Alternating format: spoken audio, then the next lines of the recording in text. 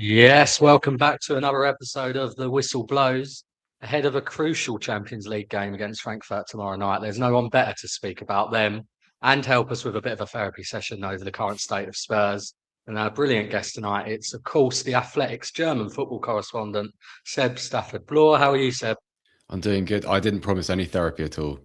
So, I'll give you German football. I'll tell you about Eintracht Frankfurt and Vuskovic and Kane, but there'll be no one's going to feel better after any of this. So, no false promises. No, and I think with a week or so of the window left and us all pulling our hair out and in despair, I'm sure you won't be able to. Bill, how are you, mate? Yeah, good. Really good. It's really good to have Seb on. And I've been speaking to you on WhatsApp for the last hour, Connor, and in that time we've lost a couple of players. There's been a literal car crash. It's just, what else is going to happen to this football club? But I think I'm looking forward to getting into Seb in a second, because it doesn't sound like Frankfurt are much more of a stable club than us at the moment either. So we might have lucked out of our opposition this time at least. So I see that they don't have a manager at the moment, which we might be joining them in that regard in a couple of games' time. Who knows? But big game. Looking forward to getting into it. For sure. I mean, it was quite funny. I did see, I think it was Sean was tweeting that, there's no better opportunity to play a team at the moment than Frankfurt, given they've not got a manager. But I did remind him that we did lose once to a team whose manager was in prison. So the social experiment that is Spurs carries on. But I think just before we get into the Frankfurt stuff, Seb, obviously you are a Spurs fan. Would love to hear a little bit about your history with Spurs. Obviously, you live in Germany now, but where you're from originally, how you first started supporting Spurs, and whether you still managed to go to games and stuff. Yeah, so I first started. Actually, it was a random thing. I got taken when I was 5 by friends. When when you're young, you have like birthday parties where like 5 or 6 of you go off and do something. We went to White Hart Lane. There's no familial connection. There's no sort of, I haven't got 3 generations of family who are Tottenham supporters. It was just I went and I loved it. And I've sort of, in inverted commas, loved it ever since. you know how it wavers. Originally from, I grew up in between Bath and Oxford. So it took me a long time to be able to go to games by myself as a child. Eventually was a season ticket holder, South Stand upper, which is lovely. And then, I suppose when I started covering the club as a journalist. I was a freelancer working for 442, Football 365, the iPaper for a little bit, the Evening Standard for a little bit. Your relationship with the club changes. It's amazing. The first game I ever did from the press box was at White Hart Lane. It's that game when, do you remember the Lamella nutmeg on Andros Townsend? That game, and it happened right in front of me. It's my first ever game in the press box, and I was very, very lucky to be able to my time in the press box kind of coincided with really the rise of Pochettino's team. So I got to see like the best football of my Spurs watching life. Really, good old days, amazing days. And I feel like if you're I'm 41, so if you're in your mid 20s and you didn't see what came before that, because there was some rubbish, right? It wasn't great back then. Then maybe you didn't quite appreciate it for what it was, but it was an amazing time, and I was incredibly lucky to be able to have such a great view of it and a great seat at White Hart Lane. I miss White Hart Lane. In answer to your last question, do I get to go to many games? No, none at all, really. I went to cover the game against Dortmund last week. It's the first time I've been in 5 years. First time I've been since the COVID game against Leicester City with the bad Aurier penalty and the own goal by Toby Alderweireld. So not really at all. I rarely go back to England. I rarely get to watch Spurs other than on the TV. So it's a strange kind of supporter's existence now, feeling very, very alienated from the side. I don't know whether that's necessarily a bad thing. So I was going to say that was the next bit. Like, you know what? It's funny. I was thinking about this before I came on. It's actually easier to deal with times like this when you're exiled, where you don't go to the games anymore, either as a fan or as a journalist, because it's just like being a fan of a really, really, really bad TV show. You just turn it off, right? And it just stops existing, which is kind of nice. It's a lot easier. I don't sulk after defeats anymore, which is good news for my wife. And obviously, we as Spurs fans, we seem to get a different club journalists come around. How did the Germany link happen? Do you just sort of get attributed to a different sort of league, or how did that go? Or did you show particular interest to get there? Or how does it work on the inside there, behind closed doors? Billie, it's as simple as being in the right place at the right time and being really, really lucky. So we left England during the pandemic, had a bit of a don't think I'm being controversial by saying, like, had a little bit of a look around the landscape of the country. Also looked at kind of things like house prices and affordability. My wife is German, and we kind of just said, hey, why not just give it a go, right? Go over to Hamburg, where she was born. And then I worked for The Athletic, which is a very big company. And because I was here for no other reason than because I was here, I think I got the chance to do a few little bits and pieces in German football.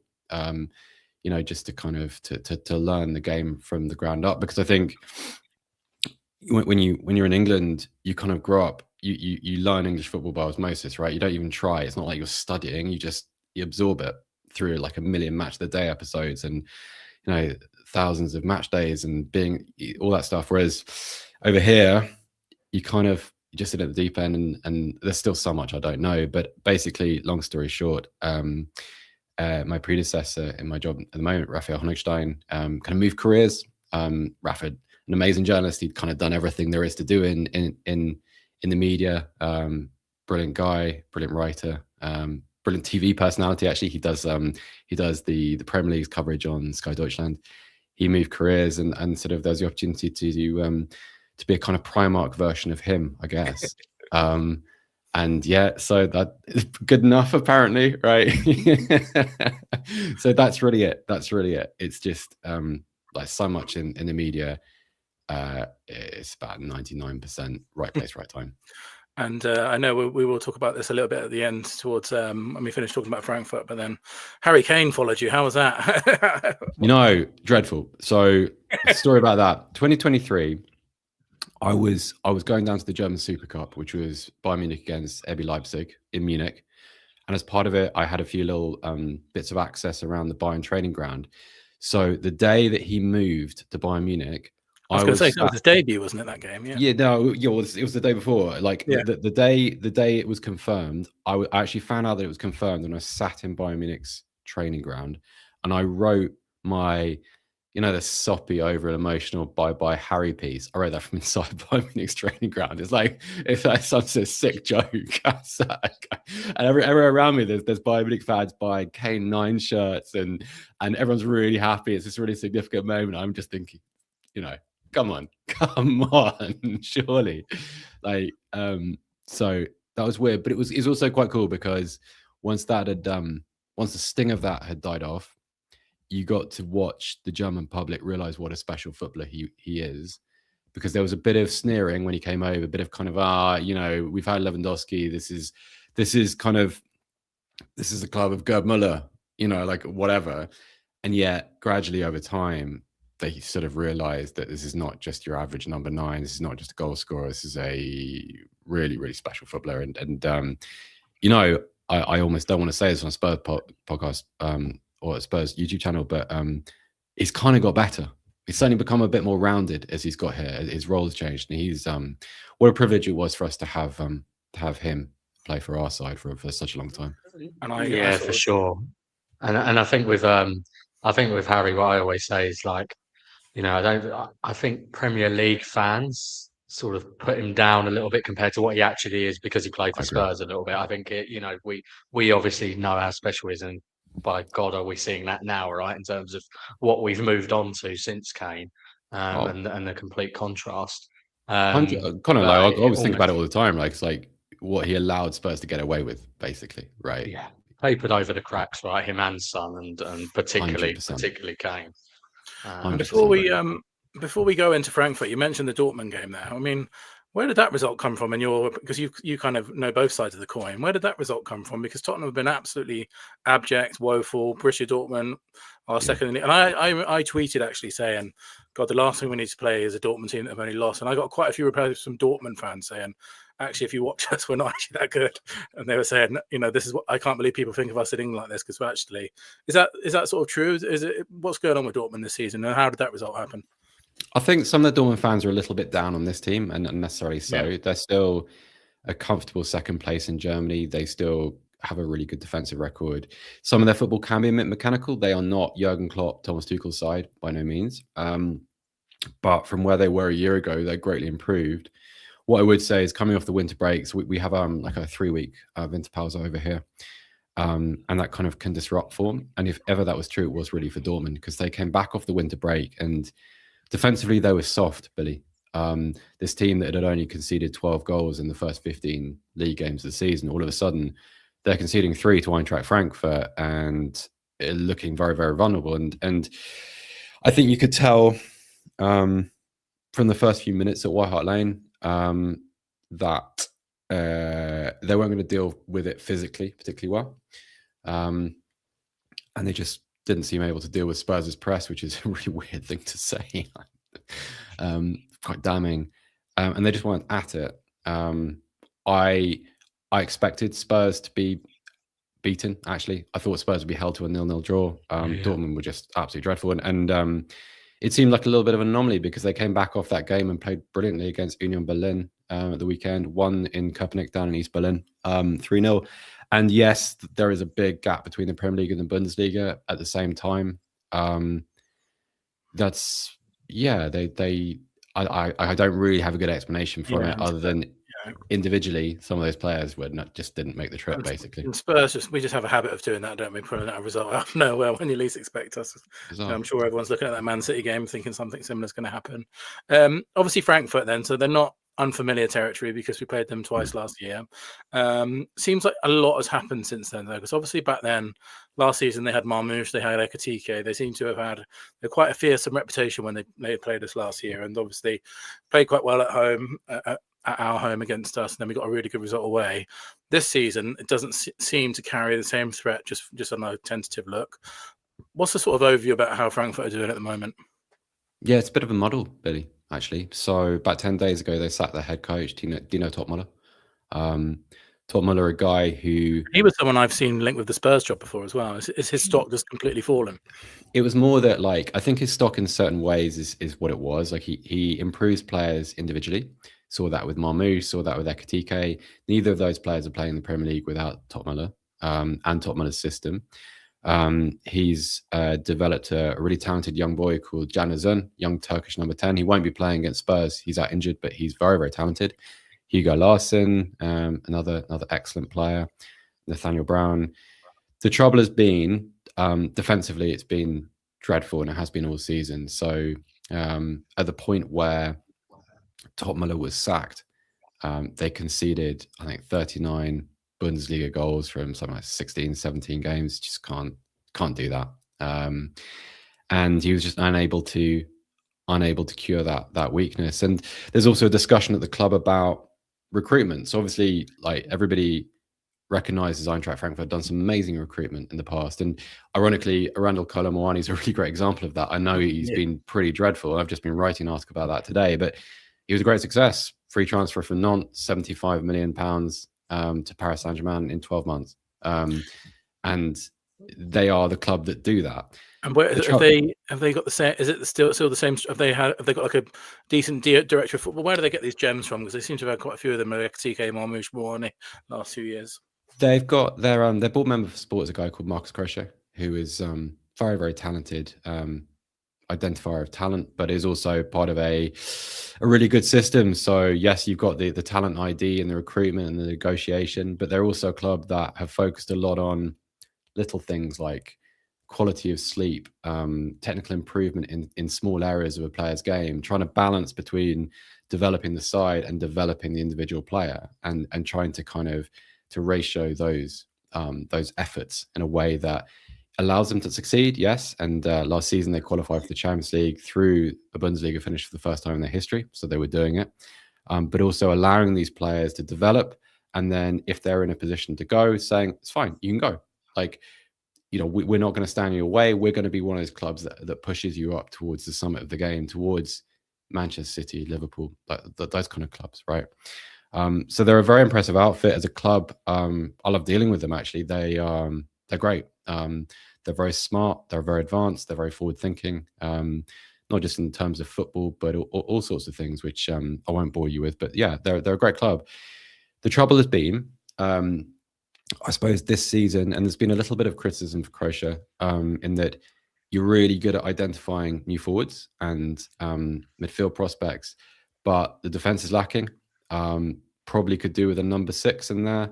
There's a bit of a problem with the goalkeeper. So you guys remember the goalkeeper making the mistake and clattering Madison for the penalty in the Europa League. Yeah. So he's still there, Carlos Santos, and he's young really Brazilian good game at home in the first leg, didn't he? Yeah, and that tie is a really good example, right? He's very talented, but he's prone to mistakes, and the club are trying to wait it out and trying to kind of encourage him towards a sort of a bit more long-term development and to try and give him the experience so that some of these errors melt away. And the result is, it hasn't looked great. And as a result of that volatility, the defenders ahead of him aren't really benefiting from that. They need a bit more stability. And so there's this kind of vicious cycle at the heart of their defense, which has plagued them all season. It's not the only issue, but it's one of them, and hasn't been addressed. And yeah, let's see what happens. I mean, they're still to appoint a new coach. They'll be under interim management on Wednesday night, but they'll be back. They're still a very, very well-run club. And I guess so do you think any of it is sort of the struggles of trying to deal with Champions League at the same time as dealing with the Bundesliga for them? You see this, well, obviously with us a little bit. Newcastle have had it, haven't they? And these are teams with much bigger resources than a Frankfurt. 100%, Connor. 100%. Like it's hard. Like you go from being the Bundesliga's kind of, there's 2 or 3 really good sides. For Frankfurt, there's probably 2 or 3 sides that are above them every year in sort of the technical sense. There's the middle class who they can compete with pretty easily, and then there's the lower echelons of the league where they would always be favourites. You add in like 8 Champions League games against like quality teams, particularly physical teams from the Premier League, becomes very difficult, because also if your model is to buy young players, develop them, it means they have to play. It also means that you can't do a Chelsea and just say, right, we're going to have like 5 21-year-old wingers, 30 million apiece, and you're all going to sit on our bench. And we're going to rotate you in and spread your minutes. And then, because that doesn't get you, if you're Eintracht Frankfurt, that doesn't get you the transfer revenue that you need to compete, because there's no, the Bundesliga's broadcasting contract is good, strong. It's technically in domestic terms, the second highest in Europe among the top 5 leagues. But it's not like the Premier League where you can just rely on it and, be shit at things basically and still collect a huge amount of money at the end of each year. That doesn't really work like that. You need to sell these players. And it's very, very difficult. It's very, very difficult for them. And it's been a very trying season. I was going to say they're almost like a little bit of a cautionary tale to Tottenham, aren't they? Because they obviously had Europa League success themselves. Is it the team that won that Europa League? Is that sort of decimated now, or were there a lot of the players still there? And were they like seems like we're going to do and not manage to kick on from that trophy win, which I assume was a big moment for them? Is it sort of parallels to what we're going through at the moment as Tottenham fans? I suppose so. Although what I would say is that the team that won the Europa League, I mean, there's no one left really. If you think about kind of the players that are part of that, Kostic, Kevin Trapp in goal, Daichi Kamada, who's now at Crystal Palace, of course. I think Sebastian Roda was there. There's all sorts of guys. Mario Götze was still there, I think. I might be wrong about that. The point being is that I don't think they saw winning the Europa League necessarily as a stepping stone towards something else, because there's a glass. Yeah, well, yeah, sure. There's also a bit of a glass ceiling in German football. So just by winning the Europa League, yes, for Eintracht Frankfurt, that meant playing the Champions League for the first time in their history. Terrific. But was that going to mean that they're then in a position to compete with Bayern Munich? Of course not. Borussia Dortmund? Definitely not. Not in financial terms. Even clubs like RB Leipzig, that's a level above. Bayer Leverkusen, that's a level above too. And so is it a springboard? No, it just became this incredible celebration and this moment of achievement for the club. And actually, if you look at kind of the celebrations on Tottenham High Road, last summer, not dissimilar to kind of what happened in Frankfurt, and to sort of the outpouring. It was like a kind of, it's the best way to put it without being patronizing. Like you guys will relate to this. When it happened, I'm 41, as I said. When Spurs won the Europa League, I kind of thought, I've completed football. It's not going to get better. This is going to be the high point of my Tottenham sporting life, and I was kind of fine with it, because not going to win the Premier League without the club being sold, not going to win the Champions League without something ridiculous happening. So great. And I think for a lot of Eintracht Frankfurt fans, remember, this is a club that was not too long ago in the second division. Brilliant. Enjoy it. Don't think about tomorrow, because we're having too much fun today, right? And I don't want to speak for Frankfurt fans, but I would be surprised if anybody told you anything different. So a lot of those players went. Glasner went, of course, a year later. Kostic went to Juventus. Martin Hinteregger retired, I think, and he went to go and play local Austrian football back in his local village where he grew up. Like, it's just, I don't think anybody thought that it was going to be there was going to be an era that extended out as a result of that. And so, just on that point about German fans, I mean, look, obviously you have it to some extent in the Premier League that, right now you've got the big six. We're not competing at the top, but you expect City and Arsenal and Liverpool probably always, but Germany is, even further, that basically everyone knows going into the season that Bayern Munich are going to win it, right? So, that point you just mentioned, is there sort of a different feeling amongst the German fans more generally of the other clubs, that they know Bayern Munich are going to win the league, so they can sort of get enjoyment from those little moments, as it were? Maybe if they get a massive result in a derby, or do something like what Frankfurt did, maybe in a different way to perhaps us as Premier League fans can. It's a great question, and I think, look, I'm still really new to German football. I've only been here for 5 years, and I wouldn't proclaim to be an expert. What I would say, and what I've noticed, certainly in terms of comparisons, is the individual focus on the occasions within the season is greater. There isn't kind of as much of that bigger picture, what happens next, thinking that we all do in England. I'd also say, and this is theory, it's not fact, but I think because there's a bit more life to match days, it's a bit more of an occasion. Also, tickets don't cost a fortune here. You can go, and when your team loses, you don't feel like you've been ripped off. Like you feel like, football's an occasion. Football's very social here. So, because a lot of these clubs are the membership of the clubs is still front and center of everything they do, with a couple of exceptions. That social function is still a little bit more prominent, I think, than in England. The fan is still a fan. It's not just a guy that or girl that's been sold a ticket or has just happened to fill a seat on a given match day. That's what I've noticed. I think this is going to sound patronizing, and it's not meant to, but I think for German fans, like, beyond ridiculous stuff happening, the winning and losing matters. It doesn't ruin days quite as easily. Like, you don't see people storming out of stadiums unless something truly awful happens. You don't see I was watching Arsenal against Manchester United the weekend, and Arsenal got booed off at half time and then at full time by a small minority. But it's like, I just couldn't. I don't think I needed to move to Germany to find that weird and difficult to understand. That would never really happen in Germany. In some terraces there are rules. Like, for instance, if you go and watch Union Berlin at the Alte Forsterei, the main terrace behind the goal where the ultras stand, there are rules. You don't leave before full time. You be 10-0 down, you're not leaving. And don't be on your phone, like doing the Instagram. Don't be booing the team. Don't be getting on individual players. And I know there's some of that is for English fans will be a bit of an eye roll. That's fair enough. Each their own. But there are little differences there, and it's a bit more community based, I think. And so, I think that's a fair observation, Connor. And people will take more joy out of a derby win and not worry so much about, we're going to finish in the Champions League places.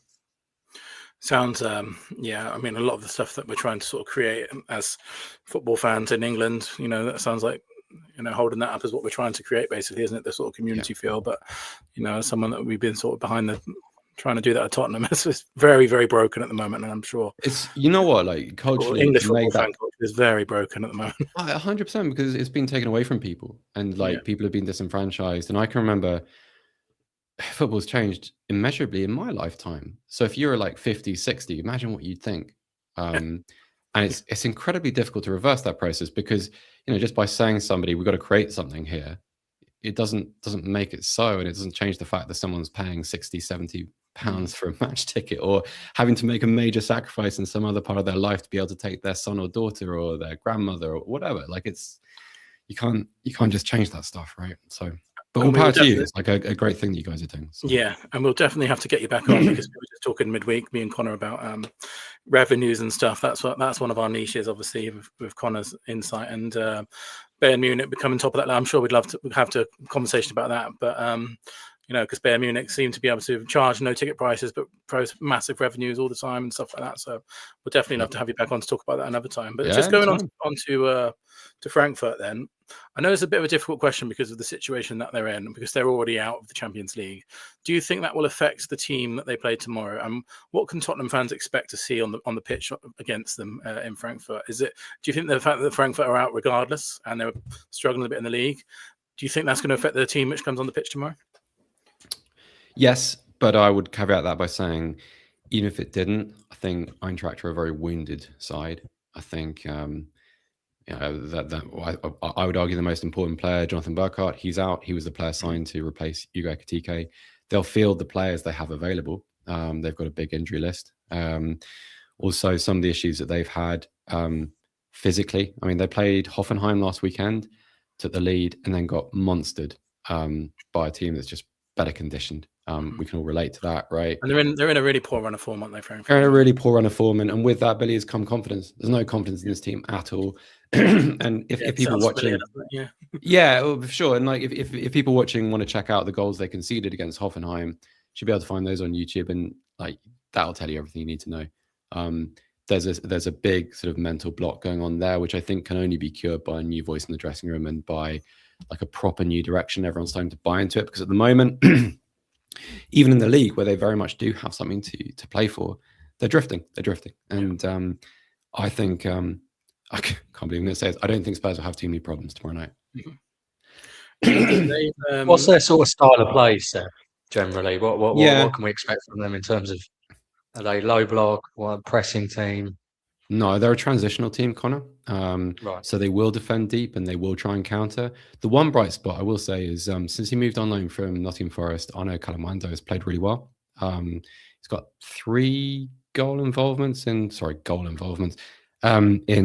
games, but he's been a bright spark, and he's got some pace and he can finish. And yeah, they will be very vertical if given the chance. So you know, it'd be that would be Tottenham's test to make sure things like rest defense and they're leaving enough players behind the ball. In a way, it's funny. They remind me an awful lot of Ange's Spurs at their worst. You know that thing where under him, it never seems to take more than 2 passes for an opposition to have like a 5-on-2 somehow. Yeah. It's that, right? And I'm not smart enough to explain that. I'm not a tactics guy. You need someone who knows more than me about that side of the game to explain it. But it's amazing how easy it is to play through them. And whether that's about personnel or system, I'm not sure. But that's the problem. And whether it's a function of them trying to break forward and overcommitting, Connor, I don't know. But an open team, a team that will try and attack, a team that who may try and put players behind the ball, but are not comfortable defending for long periods. So don't really want to have to do that if they can avoid it. So what that means for how the game looks, I don't know, because it's a team that can't defend versus a team that can't attack. What happens next, right? But that's probably what to expect. And do you think there's a chance that they might rest a few players tomorrow just because it has no bearing on their season, or do you think, you know, because they're in such a bit of a slump that they'll try and give something back to their fans? I think a bit of both, Billie. I think you'll see first team players for probably an hour, and then a little bit more of an experimental side as the game goes on. Really difficult because of the interim coaches. I haven't really got a handle on what their tendencies are at the moment and what kind of their focus is, because it doesn't seem as if until a new manager is installed, It's really difficult, and it might very well be Albert Riera. Do you remember him, the old Liverpool winger? Oh yeah, He's kind of the favourite at the moment. Anyway, him, until that's confirmed, like you don't know what they're building towards, or what they're trying to do, or what they're experimenting with, and so who knows? But I expect a lot of players will get minutes. A few guys are coming back from injury, so they might get a few minutes to build some fitness ahead of the Bundesliga at the weekend. So let's see. But it's not going to be full-blooded. I remember I was at the game last season in the Europa League, and they put everything into it, and I think you saw when at full time just how devastated they were. Dig in, didn't they, for that one? Really had to dig in for that game. It's not going to be like that. Yeah. It's not going to be Spurs having to defend with 11 this time. So yeah. And I think last season, obviously, Ekitike had a huge reputation, and we saw it in the first leg how good he is, and we've seen how fantastic that he's been in the Premier League since he joined. It looks like a real superstar in the making. Are there any sort of real danger? I know you already mentioned a couple, but who are the real sort of danger men to look out for in terms of people that can damage Spurs tomorrow? I suppose Jean-Mathieu Bahoya. He's a left winger who I expect you'll see in the Premier League within 1 or 2 years. Hugo Larsson, who's it's kind of a box-to-box number 8 type. Hasn't had a great season. We've been with him before, I think, haven't we? Yeah, I think that's right. That certainly rings a bell. Nathaniel Brown is like began his career as a left. Yeah. That's a player that's been quite really in the press quite a lot recently, hasn't he? Has a sort of link with Man City and all sorts, isn't he? All sorts, and for good reason. He started kind of as a left back, but he's kind of grown into sort of all-purpose, all the way down the left side sort of player. Can do great things. Azern is not playing. That's really sad because I really like him. I think he's very talented. Ritsu Doan is another who has a big reputation in Germany. He's a Japanese international who moved from Freiburg over the summer. Kind of right-sided left footer, so he's kind of that inverted driving and field type from the right side. He's really talented. Like him a lot. I don't know if he's really talented in the Premier League sense. But in Germany, he's a well above average right winger and very, very dangerous. And with Spurs' issues down that side of the pitch, I'm sure he can be a problem. So watch out for him. And yeah, the goalkeeper, we've kind of thrown the goalkeeper under the bus a bit. Goalkeeper's a good player at his best, like as you saw in the first leg last year, really, really good shot stopper. But he's way off his form. So let's see. But then there's a lot of guys like that, a lot of brittle talent. But watch out for those main ones, I think. Yeah, it should be a really interesting one because it's probably two sort of broken teams playing each other at the moment. You never know what that's going to throw up. I hope you don't mind if we keep you a bit, just because we've got some more general questions, if that's all right. And one of the things that you mentioned is living in Hamburg, and I'm sure that will ring a bell with a lot of Spurs fans watching at the moment, because one of our bright spots at the moment in a very dark time is a player that's on loan, Vuskovic, who seems, every time that I look on any kind of Twitter, he's either winning an award or something, or he's getting 10 out of 10 in some kind of match review, and the best teenager the world has ever seen and all this stuff. I saw he's already won Bundesliga Player of the Year so far and Bundesliga Goal of the Year. And I know you said you live in Hamburg, and you mentioned before the show that you're actually going to see him next weekend. What have you made of it? Is it, on the ground, it is ridiculous as it sounds over here. Like, is he just, what is going on over there? Because every time I see him, there's headlines around this guy. I feel like I don't want to be the killjoy. Let me first say I'm hugely impressed by what he's done. Because we talked earlier about the situation with his brother, who's serving a drugs ban, which his brother denies the accusation against him and denies ever having taken the banned substance. But when Luka Vuskovic arrived in Hamburg, he arrived as Mario Vusković's brother, which immediately put a hell of a lot of pressure on him, because Mario Vuskovic is a sort of local cause celeb. There are stickers all over Hamburg with free Vuskovic on them. Billie, I'll send a couple of them to you in WhatsApp when we finish. So coming into that, right, it's hard. Like, first of all, you're this 18-year-old boy who has a massive reputation. You're coming to a club. Hamburg is a very, very large club. They spent 7 years in the second division, but they're massive. They're a former European Cup winner. And they have the fan base to show for it. Like, they play in front of 57,000 fans at home, and they did that in the second division every single week. So you come into that as this guy, as this boy, and he's dealt with it amazingly, absolutely amazingly. He's played extremely well. All the statistics you see about his aerial dominance, absolutely, as you read them, fair enough. He's physically incredibly impressive, not just in terms of his size, but the way he uses his body and the way in which He doesn't get intimidated by. There are a few rugged centre halves in the Bundesliga, and I've never seen him get bullied by anybody. He can look after himself. There are a few areas of development, and a few bits where his naivety shows. He's not the quickest across the ground, which is absolutely fine. But the other thing is he's very tall, he's very big. Sometimes he hasn't quite learned, in my opinion. I'm no coach. I'm just a journalist. But sometimes his feet positioning can be a bit ropey. So when he comes up against like a really tricky winger, for instance, and he gets caught one-on-one against somebody, sometimes he can look a little bit inexperienced, I say.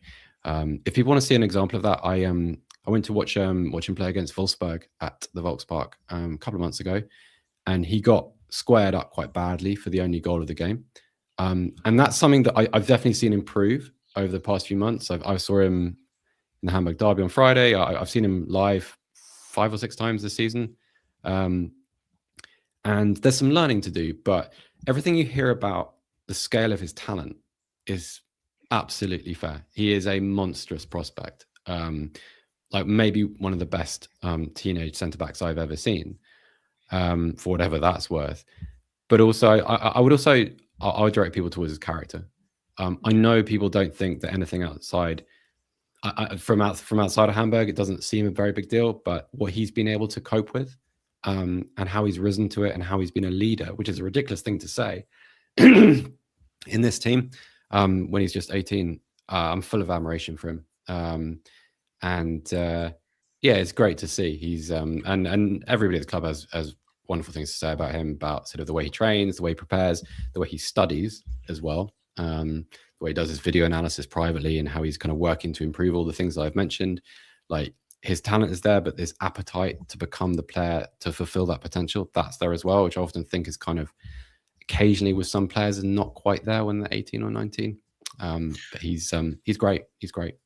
And friend of the show, Paul O'Keefe, has recently tweeted that he's looking to stay another year at Hamburg. I think some Tottenham fans are desperate to cling hold of him already, but it looks like he probably will. And he's already mentioned in a couple of interviews himself, hasn't he, that he wants to. And his dad, I think, is heavily involved.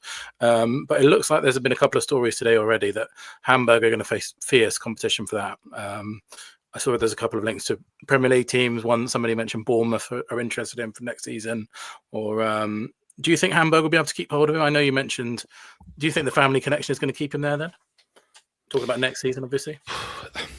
Right. This is just me guessing. The only information I have, like journalistically, is a decision being made on his future at the end of the season, with kind of his development track. In terms of what I think, and again, just guessing, this is not sourced information, but I think the thing with his brother is really important. Luka Vuskovic, just to demonstrate kind of how close they are, Luka Vuskovic has a tattoo on his forearm of him and his brother, like back to back in football shirts, and it's been his big dream to play with him. Now, Mario's ban will expire; he'll be able to play again in November 2026, which is great. But if you're out of the game for 4 years, that's a lot to ask of a player. I mean, if you got back to playing Zweite Bundesliga level, I would say that's a success after 4 years. And Mario came very close to moving to the Premier League a couple of years ago before his ban. It was very highly rated, but who knows, right? So that's something he wants to do. Whether he does it, don't know. If you're Spurs, do you say, we've got this young guy, is it the right thing to do to let him fulfill that ambition? And then for the sake of another year, because he is still just a teenager, let him do that because it's important to him. And sometimes it can't just be about, oh, hey, you come and be our 4th choice centre-back, or go and play for Bournemouth. Or like, you know what, like if I was running a football club, if I was a technical director, I think that would be how I would think about it, rather than just like, where are my resources? Because it's the right thing to manage. Do you remember when Pep Guardiola let Leo Messi go off and play at the Olympics? That mattered to him when he was a... like Son, isn't it? Son with Son as well. And they say, right, this matters to you. It's to our detriment, but doesn't matter. You come first.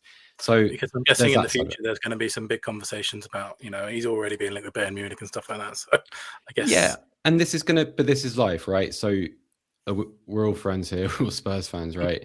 When you underperform as Spurs are, and you've got talent of that profile, what usually happens next? And I would say, and this is me lapsing into kind of a little bit of a fan rant, this is the problem with saying, let's buy loads and loads of really talented young guys and hope they develop into great players in 5 years. Because if you're shit during that 5 years, they're not going to be playing for you. Now, that doesn't necessarily pertain to Vusković's situation. I've got no idea, but it's the risk, right? It's the risk. So let's see. But I would have no problem in him staying in Hamburg, because it's a big enough club. There would be significant investment if they survive. If they didn't avoid relegation, he can't stay here, because it's that's a kind of too much. There's probably quite a nice comparison as well. I don't like bringing them up, but with Arsenal, with Saliba, right? Saliba went off and did maybe 3 loan spells in France, I think, rather than just 2. And I think that's right. I think it was 3. Yeah.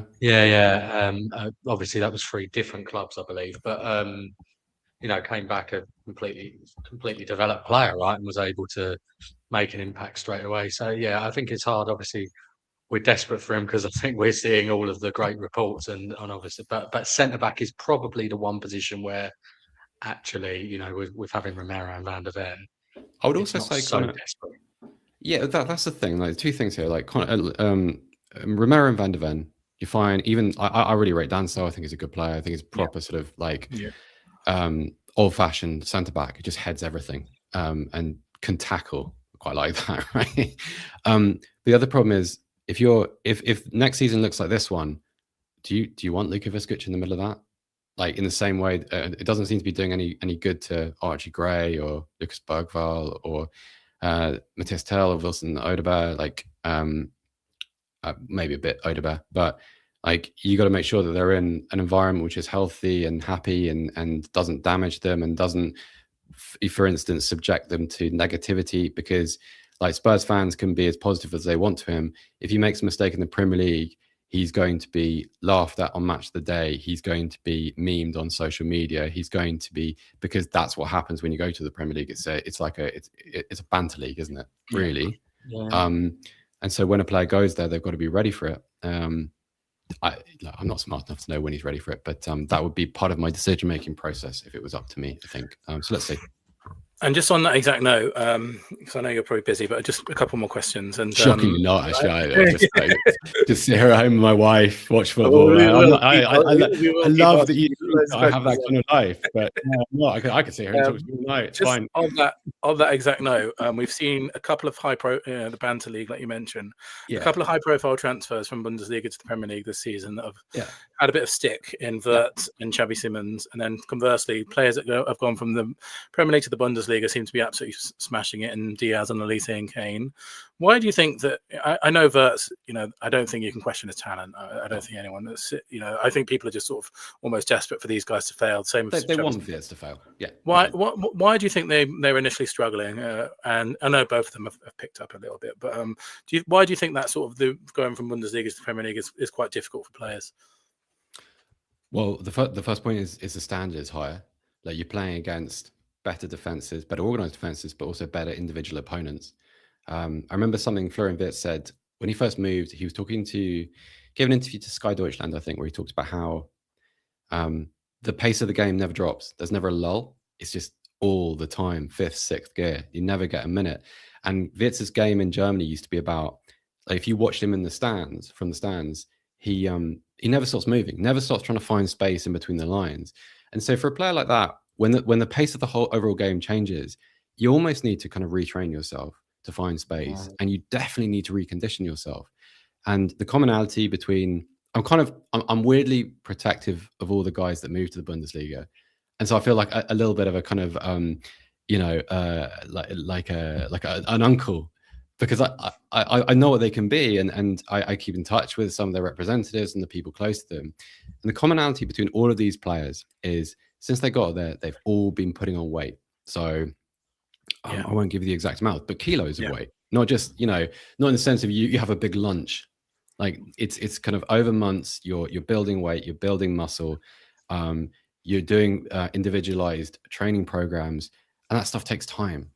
And then on top of which, if you look at the players that have moved, so Ekitike and Wirtz, Liverpool is a club in transition. I mean, all Ekitike's kinds of different. thriving straight away, though, isn't he? To be fair, Ekitike's been brilliant, and I think that goes to show just what a good player he is. And like we all knew that because you saw him last year, but he's done very well.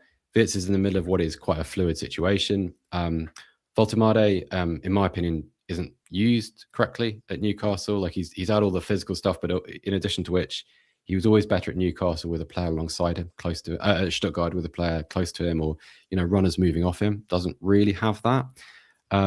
Jamie Gittins at Chelsea, same thing. Like he had a really difficult time 6 months at Dortmund. Last 6 months, came into a completely different situation. Had to recondition himself. That last Dortmund season was really the first time in his career that he'd been playing 3 times a week. So there's a big adjustment there. And I think also, I mean, we talked about Dortmund right at the beginning. There's a huge physical gap between these leagues, and it's not technical really. It's just like what you have to be in that league is so different to what you have to be everywhere else. It's not even a Premier League Bundesliga thing. It's Premier League everywhere now. And I know people have their fun with that, but that's what happens when all the money and all the coaches and all the players are all in the same place. Like the difficulty. It's like the old having to come up from the Championship into the Premier League. It's not exactly the same, but it's hard. It's hard for these guys. And actually, to be honest with you, my big wish is that the guys that manage it get more respect, because it's incredibly difficult. Like if you're someone like Florian Wirtz, right? You're learning a new language, you're learning a new culture, you're developing new friendships, you're developing all these new partnerships on the pitch. You're retraining yourself, you're putting on weight, you're doing all these different things at once, and I don't care much under the microscope, isn't it? In the Premier League, relentless. And like you guys said, like there are people that want you to fail. And so I was watching, like I watched Liverpool's game against Bournemouth, and I remember like we got to about 88 minutes. I remember thinking, yeah, Wirtz has played really well. Within not Leverkusen well, but he's done pretty well. He's been dangerous. Billie, I think you said like you can't question the talent, and I thought he showed that. And then the one bit that I've seen replayed again and again from that game is his overhit pass for Salah. That's the only thing anyone's talking about now, is that sort of big, like, and he shanked it clearly, right? But it's harsh, and those guys need more leeway. I'm telling you. Definitely. It's interesting with Simmons, right? I think, like, I'm one with Simmons. You can see there's a footballer in there, right? Just the way he picks up the ball, the way he moves his body. Dortmund is brilliant. Exactly. And to be honest, like, I was saying to my dad earlier, I think Simmons has actually done better than Eze has done at Arsenal, right? I think he's had more good games for Tottenham than Eze's had. It just ironically, Eze had the really good game against Tottenham. The one game, which obviously would be the case. But that being said, he's had some stinkers as well, clearly. But people forget he's only 22, right? As well, It's, as you say, also, it's huge moving and all of that type of stuff. Of course it is. And also the other thing with him is the position he's asked to play now is not the position he played for RB Leipzig. Like, they played with this, it wasn't really a number 10, it wasn't really a wide forward. It was this kind of floating creator, do what you want role, which was very transitional. It provided him with a lot of space, provided him with a lot of space to run into in a lot of situations where he was one-on-one with an opponent, which, as you saw, like, I think it was the second half of the Villa game in the FA Cup. Like, there were moments there where you see that's a footballer. He can do this. And so, on top of all the things that I mentioned about that adjustment, Simmons is also learning to play a new role for a team that, I mean, if you go from RB Leipzig to Tottenham, okay, you go from playing with Openda, Šeško, Baumgartner, who else is there? Has a Baku down the right, David Raum down the left. You got movement everywhere, and now you're playing with this team that, I mean, I'm not sure what you need a proper tactico on here to explain to me what it is that they try to do, because I don't know what it is. But it seems to involve. I don't think they would know either. Seb, to be honest, I don't think they'd be able to decipher it. How honestly, guys, how often do you see like Simmons or Tell? They receive the ball and they're just standing there and be like, we're surrounded by 3 different guys, and like, right, do something. Like, what? There's no triangles at all at Tottenham. To really break it down simply, you watch other teams and Man United against Arsenal, wasn't it? Man United against Arsenal. Man United against Arsenal. Also, like, the thing that we've been complaining about all season, right, is where's the transitional football? Where are the progressive passes? Now, if you come from RB Leipzig, that's the one thing you do have. It's just, that is the whole basis. That's your raison d'etre, right? Is like, we're going forward. Even if it costs us, we're going forward. And it could not be more different. And I think he's actually done well. I also, with Xavi, I think he's shown some really good cultural awareness. I really like some of the stuff that he's been involved with off the pitch. And so most recently, the thing with his mum, I thought was really touching, really lovely. But then there was a few months ago, this thing with Ledley that he took part in. He's on the Wayne Rooney podcast as well, wasn't he? He spoke well. He speaks 5 languages as well, doesn't he, this guy? It's amazing. Like, you know, and so I think he's dealt with that side of things really, really well. And I think there's a, you know, age-old Tottenham thing, right? The responsibility, therefore, is for the club to make sure the conditions exist. Like we talked about Kane and Son. It's the Tottenham's great shame that, you know, they weren't able to do everything they could have done at Spurs. So you learn that lesson. So we'll see. But I'm not down on Xavi. I think he's done okay. He's had some really bad games, sure, but that's okay. And obviously the biggest thing happening at Tottenham at the moment, I'm going to put you on the spot here a little bit. Sorry, I didn't prep you of this, but the biggest thing happening at Tottenham at the moment is Thomas Frank and the question marks. And I don't think, you know, anyone is particularly convinced that he's going to be there in the long term, and obviously likely going to be another managerial hunt in the near future. Do you think there's anyone in the Bundesliga that Tottenham could be looking at? I know a name that comes up a lot is Hoeneß, Stuttgart, and then obviously a bit of a cloud in the sky name is Nagelsmann of Germany. Firstly, will Nagelsmann be available in summer? And is there anyone in the Bundesliga that maybe Tottenham should cast their eye on in terms of managers? Nagelsmann first. Depends. I think if Germany win the World Cup, I think yes, because there's not really much else for him to do in international coaching. And he's too talented to keep sitting. Is he perceived to be doing a good job there at the moment? Yeah, Billie, interesting. Like for a while he was, up until Euro 2024, to the end of that tournament, everyone was really high on him. He kind of restored Germany to being sort of what they imagined themselves to be. And then had a very, very difficult time for them, right? They have to essentially be winning tournaments, right? That's the standard. But I think in Euro 2024, it was just like, don't embarrass us again, because they'd been knocked out of consecutive World Cups at the group stage. So it was like, let's be competitive. And they very nearly beat Spain in that quarterfinal down in Stuttgart. Got very unlucky with the Marino header, but then had a bad 2025. They got through to the final rounds of the Nations League, then lost both games in Germany. That was no good. They got through their qualifying group, but they weren't particularly impressive until the final game, which was against, I want to say Slovenia or Slovakia. It's one of those two. Sorry if you're Slovenian or Slovakian. I can't remember. It's quite late. Yeah, so, but I still think people rate him extremely highly as a coach. So, but if they win the World Cup, yes. Whether Tottenham can attract him, I don't know. Question, isn't it? Yeah. So do you think the opposite could be true as well? Sorry, Connor, I didn't hear that. Yeah, sorry. Do you think the opposite could be true if they had an absolute stinker and therefore he was gone, you know, that way? Yeah. I think I think like I think Germany would move on. I think it would. I don't think it would be a kind of sacking. I think it would just be like, okay, let's move on to a different era. So I can certainly see a situation where he's in the coaching market. I'm guessing he won't be short of suitors. No, he won't be short of offers either. The second question: do I think there are Bundesliga coaches who could do a good job at Spurs? I don't think Hoeneß is viable at the moment. I've always thought he'll end up at Bayern Munich. He is a Bavarian. Why does he come up in these conversations? Why has he got this sort of really big reputation at the moment?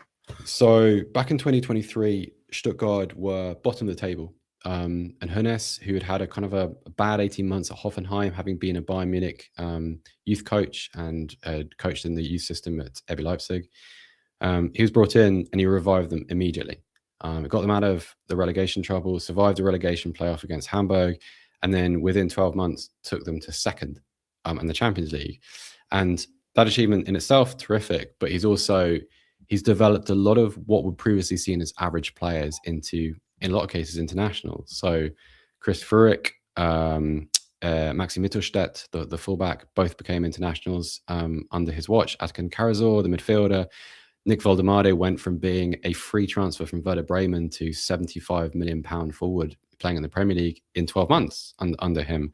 But then look at other guys, Jamie Leveling, Dennis Undav is there playing really, really well. Joshua Wagnerman, Valdemar Anton. It's a long list. And the point is he improves people. He plays really attractive football. I was going to say, that's another, he seems to tick the box on the attractive football, right? Yeah, intricate, good, ambitious attacking football, lots of interplay, lots of close combinations, stuff that everyone wants to see, plus makes people more valuable. Like in a different world, perfect Tottenham coach, right? Like he's sort of Daniel Levy's dream coach. Yeah. Like Pochettino type, yeah. Exactly. I don't know whether it's viable. He signed a new contract not so long ago, and I think eventually he's Uli Hoeneß's nephew. I wonder whether he doesn't eventually become a Bayern Munich head coach. Yeah. There are certainly people at the club who would like that. I have no information to suggest that's going to happen. And obviously, Kompany's already being linked with the City job, isn't he? So yeah, and Kompany's done an amazing job. So he'll be there for a while. So I don't know. Like there are guys who are very good at who'd be very good at doing certain things at Tottenham. Like it's a terrible example at the moment because of what happened in the Dortmund game, but Kovac's work at Borussia Dortmund, just making them. He's another one that's perennially always name crops up. Yeah, he's had the chance to go there, I think, in the past, and hasn't been right for whatever reason. I don't think. But someone that sort of places a huge emphasis on physical preparation and making teams hard to beat. In this kind of current situation with Spurs, you can make an argument for a lot of guys because they represent things and they represent progress and improvement and also higher standards. My thing at Spurs is higher standards, I think, and someone like Kovac is a pretty unwavering guy. Not suggesting that he's necessarily the right person, but just to make an example. But I think like if you look at the kind of the group of players there, whoever you bring in, you've got to build a squad to. I don't think there's a coach out there to turn this squad into something that we all want to watch. I think there has to be, you have to work on both sides of this. But there isn't like a Wunderkind head coach out there. There's not a new like Hutzler or Nagelsmann or no one like that at the moment. But they always emerge. They pop up from time to time in German football. So I'm sure in 6 months' time there'll be a new one. Yeah, and I mean one of the things that comes up a lot at the minute with and it's linked to Nagelsmann as well. Actually, is Johan Langer is a massive problem. I think most fans would agree, and obviously with Paratici going as well, I think a lot of fans would like to see us bring in a new sporting director. And I know he's obviously currently involved with Austria from a managerial standpoint, I believe. Ragnick, what's your thoughts on that, and whether that could be something that could work at Tottenham if he was given the autonomy and the keys and backed financially? He's obviously did a great job with the Red Bull Group. Yeah, I love it. Did a great job there. Did a great job at Hoffenheim as well. Like Ragnick is an architect. He's a head coach at the moment, and he's on his way to the World Cup with Austria. I think they've qualified. I mean, I don't know whether I know that when he took the Austria job, and Bayern Munich came up, he said that his reason for staying was he'd moved past the point in his life where he wanted to be, on the training pitches every day, like involved in sort of the rhythms of club football, which are obviously pretty different with international football. Is he someone? Is he? Let me answer that in the abstract. Like, do Spurs need more of that kind of person in the club? Yes, because one of the things I noticed when I came over here, and it's like again, like we talked about luck in journalism. Like the best thing about working here is that you can just call people up. Like if you can have a relationship with a sporting director, a head coach, a technical director, to the point where like if you have a question, if you want to clarify something or know whether you're right or wrong in some area, you can ask them. Like the idea of doing that in England is just absurd. Just call up Paratici and go, I always want to check this detail. Laugh in your face. You would never even have access. The point being is that the opportunity exists to kind of see what exists inside these clubs. So whether it be Leipzig, Dortmund, Bayern Munich, what you find is these incredibly smart people that you can just chat football with, who know an awful lot and are far smarter than someone like me, and have a level of understanding for the game and a depth of knowledge and a command over different departments. And I see that in these German clubs, and then I look at what I don't cover Tottenham, but I see from my external perspective, like what's there in terms of footballing IQ, and you think, what? Because I was thinking today, like, someone needs to make a decision about the coach. but who do you want to make that decision? Like, I don't want, like, you're stuck in this terrible world, right? And so, yeah, you need people like Ranić. Whether it is Ranić, I don't know, but you need people with those qualifications and vision. And there's not enough of that at Spurs. That's not enough. I don't speak for our guys who cover the club, but that's just my perspective as a fan. I want more smart people at my football club. Not saying the people there aren't smart. I just think there needs to be more of them. I'll say it. Seb, you can say that on this channel. Don't worry. Yeah, because I don't. You know what? Kind of. I don't know enough. Like I don't cover Spurs. I watch Spurs as a fan. Like I know as much as anybody else, and it's just what I feel is, and the perspective of what I do now allows me to see what other clubs have, and I'm envious. Like when I talk to kind of like a sporting director over here, when I got to spend some time with Marcus Krejci, Eintracht Frankfurt last year, and Marcel Schäfer at RB Leipzig, and Lars Ricken at Borussia Dortmund. You think, oh, why can't we have one of those? Because these guys know what they're about, and like they just get the game, and they understand what clubs need. And I don't just mean players and coaches. Like, they understand, we need a sleep expert here, and we need this guy that does that, and this person there, and like, I want that. You always feel like I've got the van out back. I'm going to take you, and I'm going to drive you to England.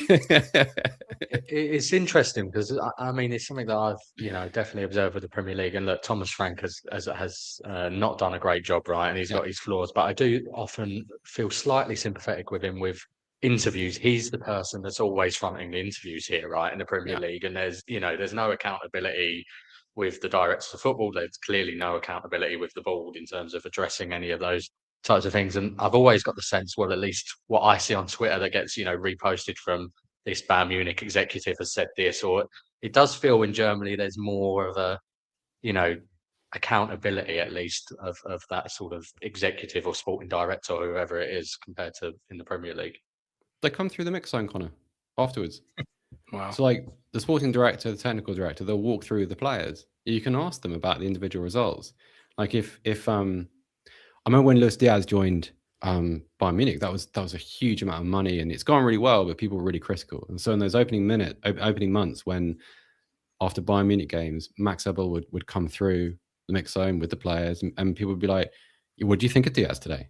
Because Vincent Kompany didn't sign Luis Diaz. Vincent Kompany didn't say he's worth this amount of money.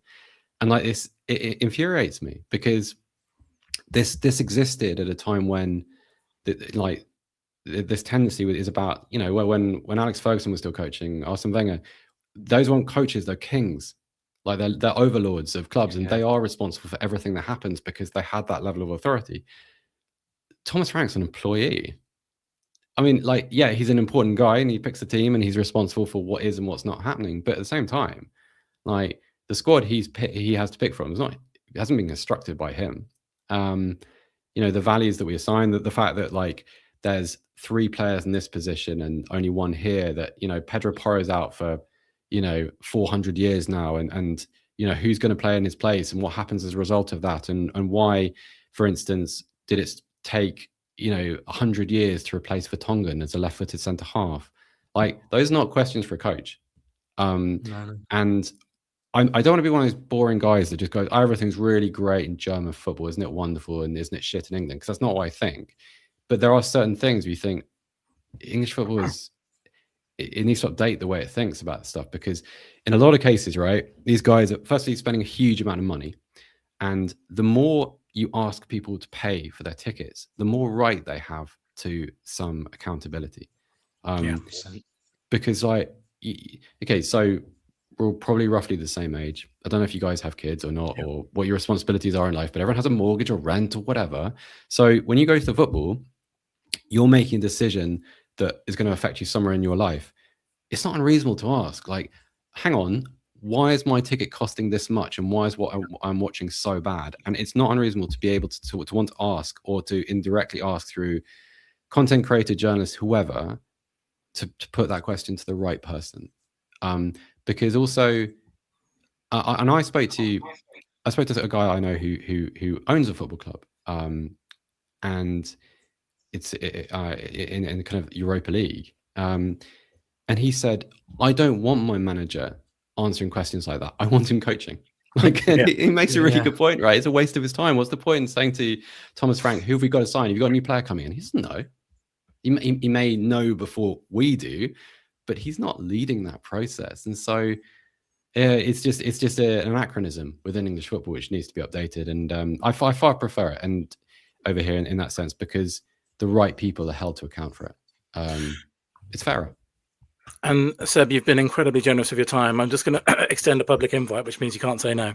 Got no friends, Billie. Like, you move country, you lose your friends. Just sit here all night waiting for people to call you. We'd love to have you back on for a proper deep dive into like the finances, because we were talking about it this week in England, and we'd love to have you back on for a deep dive about how it all works in Germany and stuff, if you'd entertain us on that. But of course. And just to say thank you so much for being so generous of your time tonight. But one final question. Because you did mention that you're going to see him next week, and obviously as Tottenham fans, we keep a close eye on the guy, Harry Kane. Funny, last year people were talking about well, in summer he might come back to Tottenham. That all seems to have died down. Do you think he's going to extend at Bayern Munich, and do you think he'll see out his career there now? Good question. I if I was a betting man, I don't think you'll ever see him play in the Premier League again. I think what was happening, and this again, it's just my feeling, it's not based on conversations or anything like that. I think he extends at Bayern Munich by a year or two, and I think maybe he goes and plays in America at some point, just only because he's always spoken of America, hasn't he? Yeah. He's always spoken of, he likes American sports culture, that's his thing. But what I do know now is that he's extremely happy in Bayern. At Bayern, like, Bavaria is an amazing place to live, and if you're wealthy in Bavaria, even more so, right? It's a really beautiful part of the world, and he's got a young family there, and everybody's settled by all accounts, and that would naturally come first to a guy like him. He's always been a very family oriented person.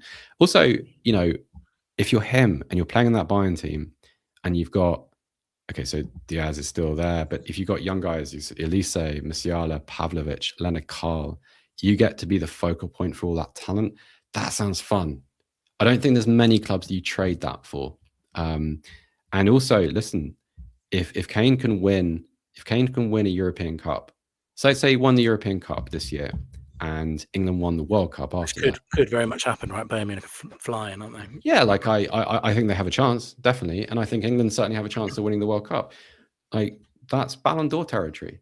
Yeah, and that would be a wonderful thing. Like, you don't, because the ability to win the Ballon d'Or is about talent, of course, but it's also about circumstances and being in the right place at the right time, and that's kind of where he is. And I think Kane's a smart guy in terms of the way he positions his career. And I'd be very surprised if he walks away from where he is at the moment, because it's going so well. Like, it's great. Like, I'm over the Tottenham thing, unfortunately. I love that he's playing well. Is he sort of adored over there as like as he was in Tottenham? Does he have that sort of superstar status? Because I know he's a very reserved guy. He doesn't go chasing the limelight or anything like that. But has he got that sort of superstar aura in Munich as well? Yeah, because it was a very big deal when he joined, because that doesn't happen. You don't have guys. It makes 100 million look cheap now, doesn't it? But it does. Like, 100 million in German football is a huge amount of money. He was treated. It was a proper event when he joined. Do you remember when Ozil joined Arsenal? I do. And do you remember all that stuff on transfer deadline day? Same day. I remember it very well. Sadly, yeah. It's kind of like that. At the club shop out. I remember. I went into a couple of club shops in the centre of Munich. I went into one of those on the Saturday morning after he signed, and it's just the queues to get a shirt are amazing. And it was like within like minutes of the shop opening. And so he's a star, and it's also there's definitely an element of people like seeing prime era talent flowing into Germany for a change, because even Bayern Munich can't just go out and buy a Harry Kane very often without a very strange alignment of the stars, and what the stuff with his contract. But yeah, he's treated as not quite in the same way that someone like a kind of a Philip Lahm would be. Some of those older guys. I guess Müller was a big one, right? Müller was Bavarian, and Müller was also a kind of Bavarian ideal. He's what they see when they look in the mirror is Thomas Müller, and rightly so. Müller was I got to meet him. He's a very, very cool guy, but so he can't access that territory. But In terms of like football stardom, absolutely, yeah. Well, please join us in the chat by saying thank you to Seb. Seb, I really, really appreciate your time. Oh, I've had loads of fun. Amazing, Seb. That was brilliant insight. Thank you so much. We would love to get you back on to talk German finances and the differences between talk German finances. I think to be honest, that's our niche. That is our niche. The first half of that sentence is fine. Happy to come back. You German finance is not an interesting sounding conversation. if I'm involved in it, like, you know. And just a quick one then, just to finish off. You think Tottenham are going to win tomorrow then? Yeah, go on then. Why not? 5-0 Spurs. No, not really. Like 5-0, very optimistic. One. I'm just trying to but where you get the opportunity to be optimistic, you get carried away, right? Amazing. Well, thank you so much. And Conor, we're going to stick around for a little bit, aren't we? Just talk about some of the mental things that have happened today. But thank you so much, Seb. Really appreciate your time. Thank you, Seb. You're very welcome, guys. How do I get out? Do I just press the... Do I just leave? The big red button should work. The big red button. Yeah. Thank you so much. And we'll definitely have you back on very soon. Thanks for having me on, guys. Enjoy the game. Thank you. Bye-bye. Right, Conor. So just before we get into transfers and stuff, I just want to show this really, really quickly, just while we're on Frankfurt. So that's the kind of situation that we find ourselves in. Firstly, guys, just in the chat, please, send love to Seb, because that was a brilliant chat, wasn't it? And please make sure you like and subscribe. But Conor, where do you sort of see us? So we're looking around there. We're sort of we're fifth, but if you look how close it is between 15th and 5th, there's 2 points in it. So do you reckon we have to win tomorrow then, essentially, to finish in the top 8? Yeah, I mean, it's very, very tight. I can't remember. I think you've got it to put up in a second, haven't you, the exact figure fixtures. But I mean, yeah, it feels like with how tight that is, given all the way down to Juventus there, as you say, is sort of could go above us without a draw. Draw probably could be enough, but we've got to get the win, and particularly given what we were just discussing with Seb around Frankfurt's current situation. I know we're in an absolute shit show as well, but I think we've got to be going out to win, and it's nice to be going into the last game with it in our hands, isn't it? And I guess definitely is. But if we have a look at those, so we've got Barcelona, Sporting Lisbon, City, Atletico, Atalanta, Inter, and Juve. If we have a look at the fixtures, then so Juve are away at Monaco. Man City have got Galatasaray at home. Liverpool around us as well. I've got an easy home fixture. The good thing about this, guys, I can't wait tomorrow. Every single game is at the same time, isn't it? Which will be good.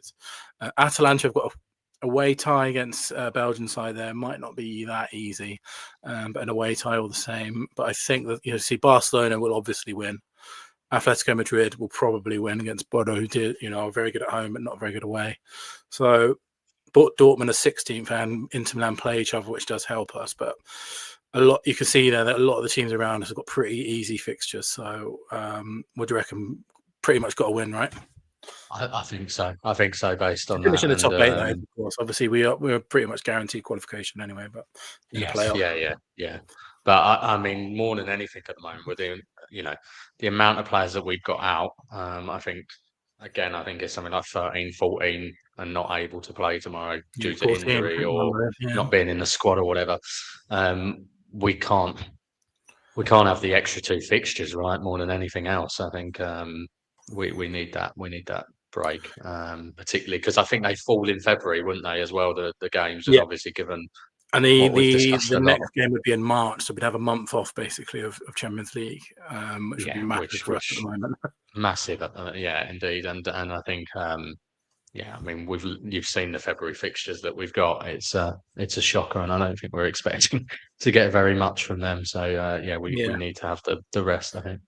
And we're going to finish the show by talking about transfers in a minute, but we've got to start with what's come out today. Pedro Porro and Van de Ven. Van de Ven, hopefully we take the club's word for it, but every time they say this, we don't seem to see the player ever again.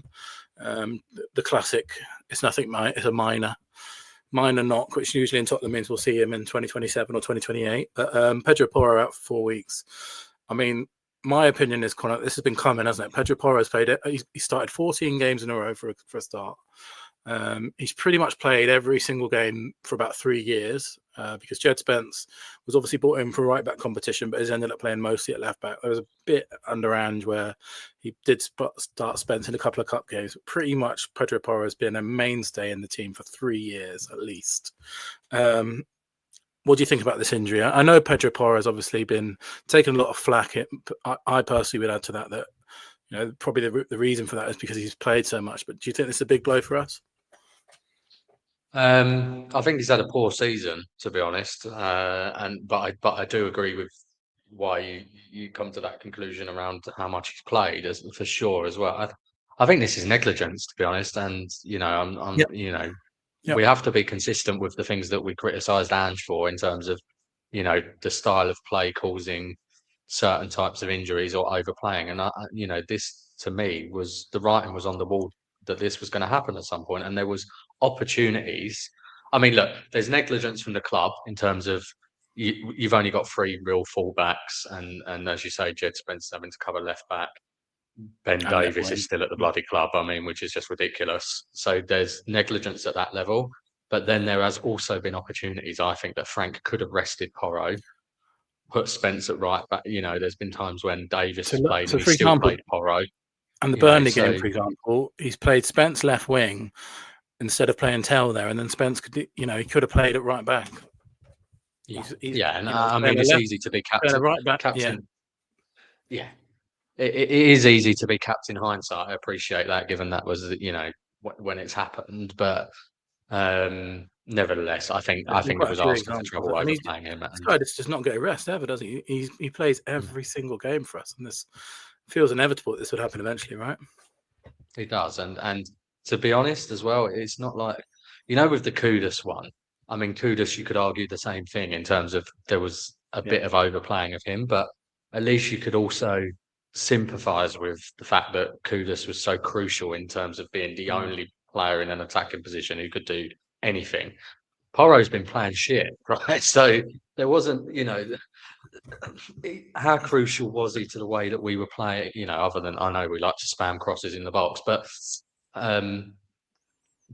if we rested him, it wasn't like it was suddenly going to drastically change our fortunes, right? So we're losing anyway. So yeah, it does feel like one we're asking for. But again, you're going to come on to transfers in a second, but this is the situation we're now in. It's another man down. Van der Ven as well, of course. We pray that is minor. It sounds like it's minor, but who knows with Tottenham, starts off minor and then they miss weeks and weeks, right? Yeah. So not the best news headed into a massive game tomorrow, but as Seb did a really good job of explaining, hopefully tomorrow's opponents will put us in a good position to win because they're in just as much of a crisis as us. Now, there's been a few things today. Transfer news has come out. Nothing particularly concrete, but a few whispers here and there. And I would say the mood and reaction to some of these things that are going on are not particularly positive either. Where do you want to start in terms of transfers? Because we've had a few bits and bobs today, haven't we? Yeah, maybe let's start with this one because I know Louis has been asking a lot in the chat whilst we were talking to Seb. I've not actually seen this. I have seen this with Duran. Yeah, so the thing is with this one, there's no link to Spurs at the moment. There's just and it's a similar story to Raheem Sterling as well. It's getting to that time in the window where agents are scrambling around basically, and basically it's come out, and the same with Lookman as well. It's come out that Duran wants to leave Saudi, is available for a price, and there's a market for him basically. Same with Sterling, same with Lookman. Could you see Tottenham going for any of those players? I mean, if Sterling, I think would be a mistake. We saw at Arsenal, he did not set the line wide light at all over there. But would you take any of those three? Look, I mean, let's start with Duran because that was the first one. Yeah, I mean, Duran has quite clearly got talent, right? I thought he was, looked a really, really promising player at Villa. You do start to worry about anyone that goes to Saudi that early on. I get that it's obviously generational wealth, and then I'm right. I think he went to Turkey as well, didn't he? On loan straight away. He went to. Yeah, and Mourinho, it was a weird one. Mourinho hated him straight away, didn't he? Yeah. So there's question marks over attitude, isn't there? But there's no doubt he's got talent. Lookman for me, I know Paul, who was on the show the other day, wasn't such a big fan of the Lookman one and would be nervous about it. But for me, it seems like the no-brainer of no-brainers, to be honest, because 30 million we need goals.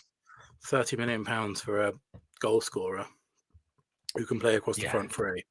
I mean, I would do it tomorrow if I could. That would be a big one for me. And Sterling. That's the kind of deal.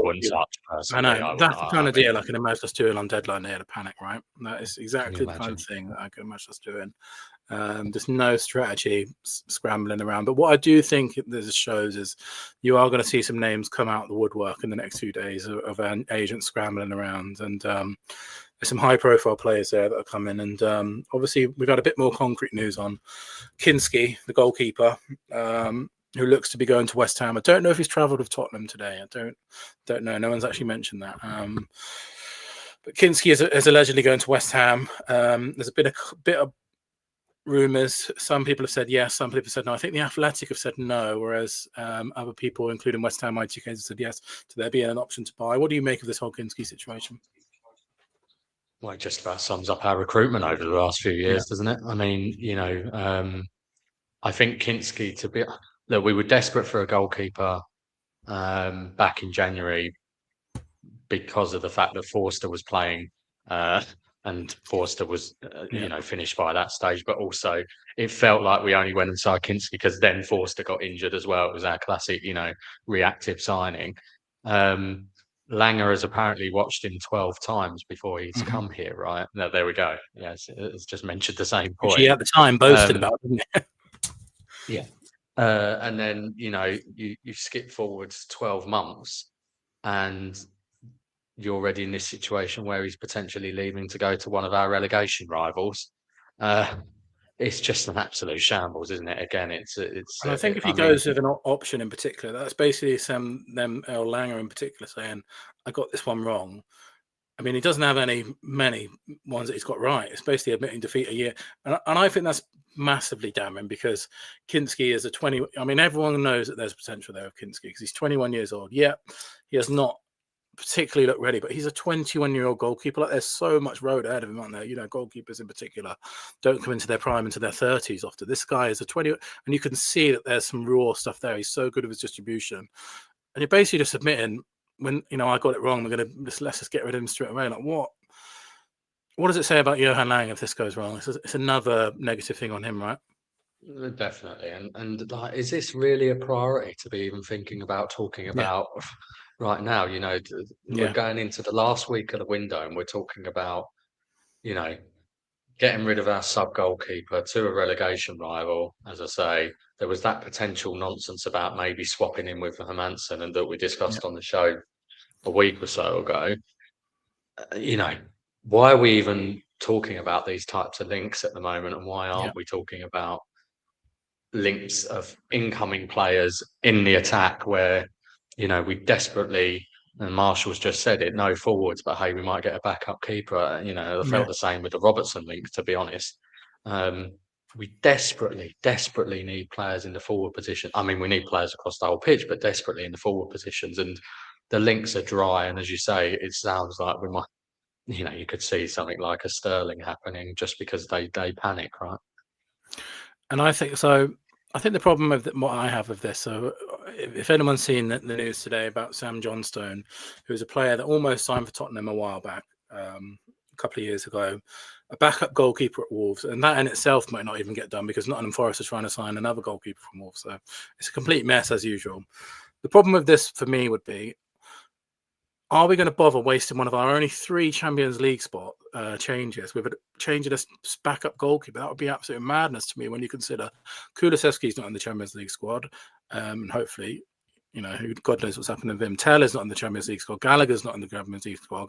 Dragason's not in the Champions League squad. And there's not much centre-back depth. If we sign someone else, that would be 5 people that are not in the Champions League squad. Surely we're not going to waste one on a backup, which means then we'd have Austin as our backup goalkeeper in the Champions League. So we're a Vicario injury away from playing Austin against Real Madrid or someone. Like what? To me, it just seems like an absolute waste of everyone's time. I don't know what we're doing at the moment with this. I completely agree. And I mean, to be fair, I made a similar argument when we were linked with Robertson that I didn't feel like that was worth wasting a Champions League rotation spot on. This one is even more ridiculous, to be honest, to your point, because Gallagher's what we should be, nailed down, isn't it? So that will happen. But I mean, then there's only 2 spots, and you would hope that Tell would come in because, it's just a bit mad, isn't it? It's completely mad, mate. And to be honest, maybe they might need to bring in a Dragus in as well, right? Because of the fact that Davis is injured and they already left themselves a bit short in already terms injured, and Romero is. Yeah, exactly in terms of centre back. So unless you start getting into the world of having to play Archie Gray there again or something, right? So this is, I mean, it's just, no matter what aspect of this club you go through, it's an absolute shambles, isn't it? It's a complete mess. And I know we should be talking about January, but there is something which is coming out, and Paul did mention it on our show. If you haven't listened to that Paul show, go and check it because there's loads of good stuff in there. Brilliant show. But Paul did mention that the club are not scrambling, but they're planning to move on Vicario in summer.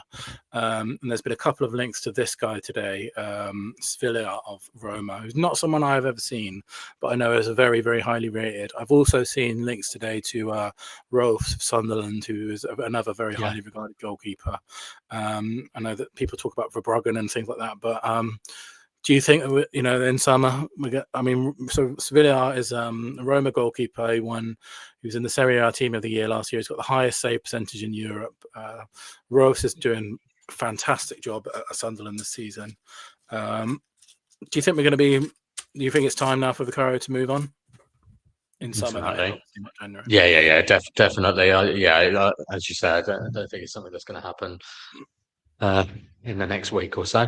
But yeah, absolutely needs to happen in the summer. I think of all the current players right now, and I think there's issues as we've discussed. There's issues with Frank and the way the system's been set up and the way we're playing, and there's obviously issues with the owners. You don't need to be new to this show to know that we feel that way, but the players aren't good enough. And probably the most frustrating player for me of any of them this season has been Vicario. I've got to say it's where I'm literally seething with him almost every game because his distribution is an absolute disgrace. I think I often say, Bill, in the WhatsApp chat that we're in, that my 4-year-old daughter is better at kicking a football than he is, and he's held one for his whole life, even if he is a goalkeeper, right? So, he's an absolute joke in terms of distribution. He's a good reaction shot stopper, so can pull off some great reaction saves. But how often does he also parry the ball straight in front of him? He's horrendous from crosses, and just in terms of that sort of personality of putting the blame on everyone else, and everything is everyone else's fault, and not having a calm head when the team is in the way it is. Yeah, I'm looking forward to the day we replace him for sure. And in terms of those links, Sunderland keepers look decent. Yeah. It's a bit of a different proposition playing for a team that's trying to play out from the back a little bit more probably than Sunderland would. But he has looked good, and I haven't seen. I'm not going to lie and say that I've seen a lot of this Roma keeper, but I know he's hugely rated. And if Roma keeper signings are anything to go by, if he can be anything like Alisson, obviously going to Liverpool for a big price tag, then I mean it's definitely one we should be looking at. It's always interesting with keepers. Again, I was chatting to my dad about this. Teams seem reluctant to spend big price tags on goalkeepers, don't they? But actually, when you think about it, keeper is so important. It's only like 40, 50 million, isn't it, for a goalkeeper, I think? Yeah, I think Kepa went for 72, didn't he? And that one obviously didn't work out. But Alisson was less than that. Yeah. And actually, with a keeper, you don't get the injury risk as much as you do with outfield players, right? And so you'd think that teams would be willing to spend more because it is a very important position. So that's definitely one for the summer. And just finishing with Kinski, I did see, obviously people have been going back to last January and looking at the quotes from Langer, and interestingly Langer then said, Kinski, I've watched him 12 times. He's a brilliant, I'm just paraphrasing him, not directly quoting, but he's a goalkeeper that fits our style of play. And then obviously in the year that's transpired since, we have a manager that doesn't play out from the back anymore. And it just again goes to highlight what an absolute shambles Tottenham are. We signed this young goalkeeper who's incredible with his feet. A year later, and is gone, who we know was absolutely. I mean, Ange, if you looked at the stats last year, and Vicario did not take a single goal kick long because Ange outright banned it. Thomas Frank is obviously the opposite to that, and just shows what a mess the whole thing has been. Right, with no coherence whatsoever.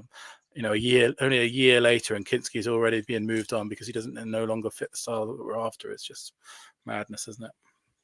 It is for sure. And yeah, I mean, I think the only other big sort of transfer news today was perhaps Juventus coming back in for Yeah, I was Milani. about to say, talking of how bad the transfer that just shows you how. I mean, that's not even a year later; it's a few months later, man. What? I mean, I think everyone in the chat will agree that we're desperate for him to go. I don't think any fan really would want him to stay. That what we've shown, right? What he's shown.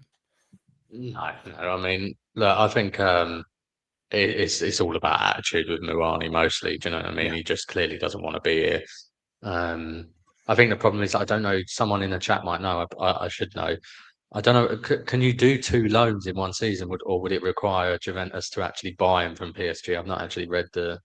I think you can, as long as he has made no appearances for PSG, which he hasn't. So I think you can. In the chat, yeah. If he played for PSG, he wouldn't be able to. But I think you can. So he'd have to go back to PSG on art, and then Juventus has to loan him again. But I just think again that shows right that 6 months later we're sort of desperate to get him out the door, aren't we, as fans? I know Frank has apparently blocked the move at the moment, but it just shows another absolute mess of a transfer. No Premier League goals yet at all. Great. Yeah, great.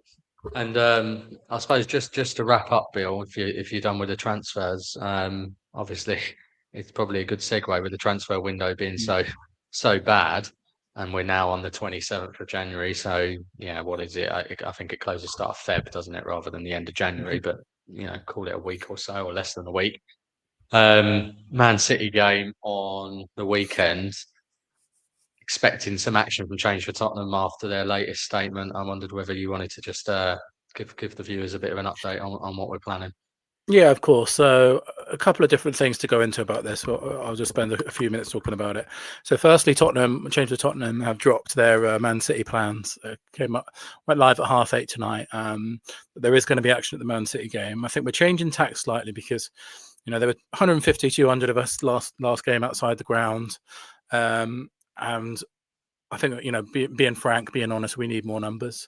What we're going to try and do instead is sort of build a loyal following up from the ground. And thank you for those loyal 150, 200 of us.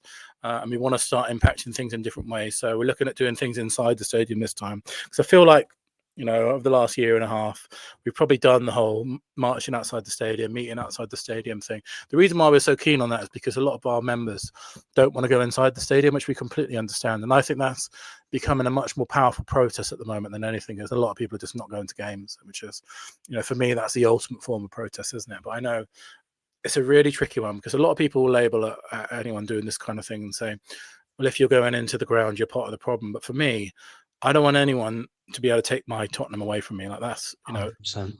I'm a season ticket holder. I'm going to be going to Tottenham long after ENIC had gone, and my family were going long before they arrived. I wasn't because haven't been here for much longer than 25 years. But I was certainly a kid when they first joined. But I don't want anyone to take that away from me. I'm certainly not going to let these owners take that away from me. So I understand that concept as well. So we're trying to do something different.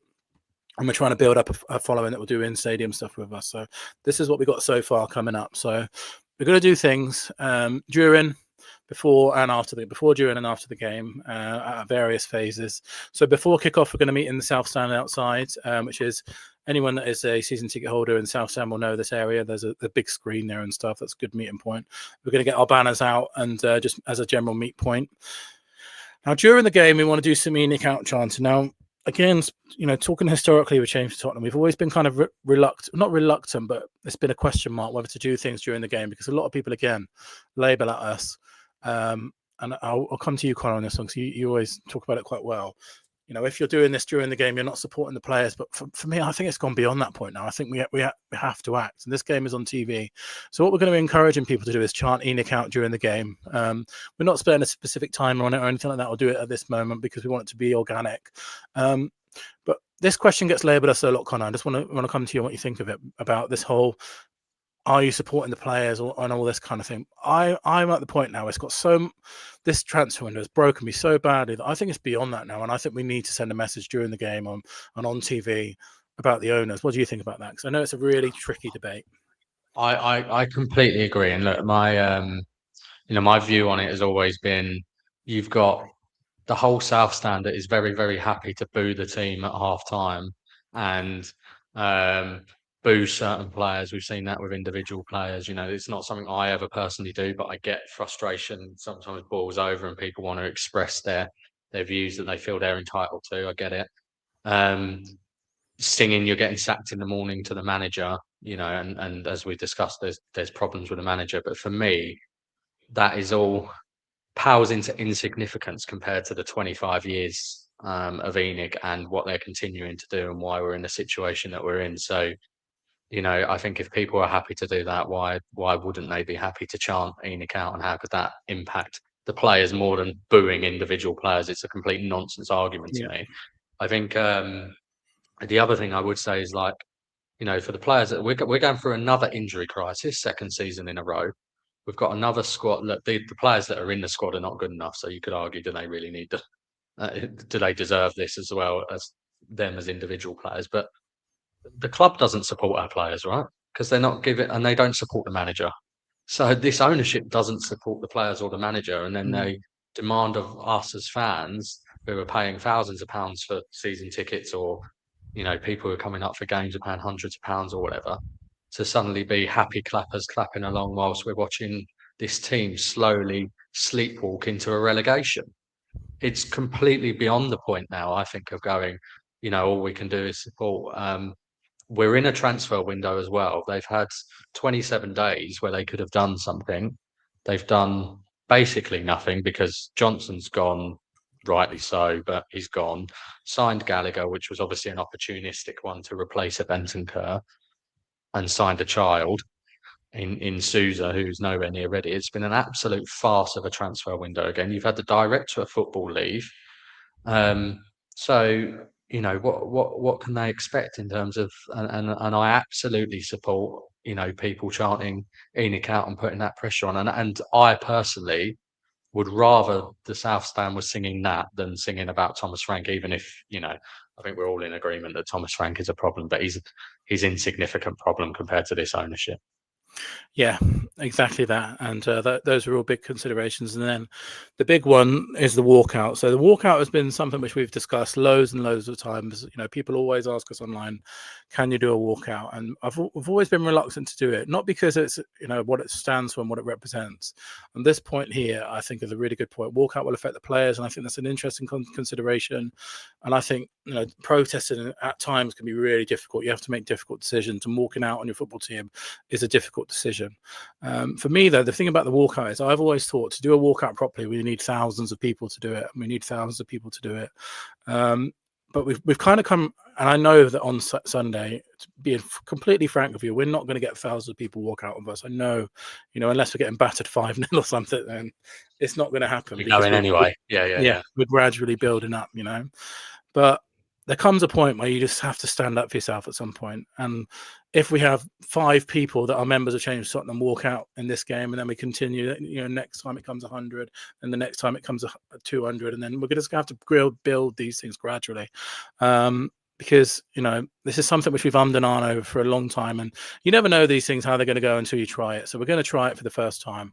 And I think, we want to start making a big stand now that we came on the show before saying what we want to do with the protest, and we did kind of see it a little bit with the Vinay statement. We want to try and inspire this board to go and spend players.